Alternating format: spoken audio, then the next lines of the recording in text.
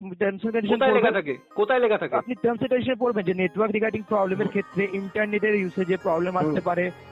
তো রিসেন্টলি আমি এয়ারটেলে কল করেছিলাম আমার নেটওয়ার্ক রিলেটেড কিছু ইস্যু নিয়ে। তো আগে আপনি পুরো রেকর্ডিংটা শুনুন, তারপরে আমি এক্সপ্লেন করছি। তা এইবার আমার মেন প্রশ্নটা হলো, এই প্রবলেমটা কখন সলভ হবে? কোনো টাইমলাইন নেই স্যার। মানে এটা 30 দিনও লাগতে পারে? Yes sir. তাহলে আপনার এইরকম এইগুলো তো রিচার্জের আগে আপনাদের বলে দেওয়া উচিত। আপনি 14 জিবি ডাটা ইউজ করছেন, কিভাবে করছেন স্যার? যদি 2 জিবি ডাটা আপনি ব্যবহার করতে পারছেন।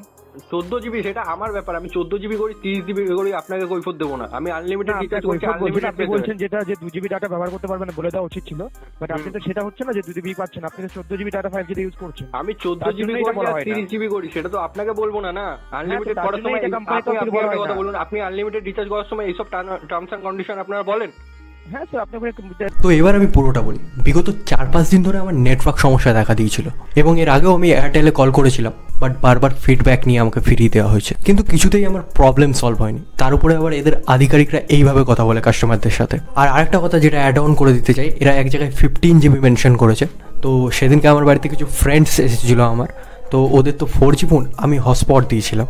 আর আজকেও এখনও আমি 4-5 দিন পর ভিডিও বানাচ্ছি, আমার এখনও প্রবলেমটা সলভ হয়নি। ওরা খালি ফিডব্যাকে নিয়ে যাচ্ছে।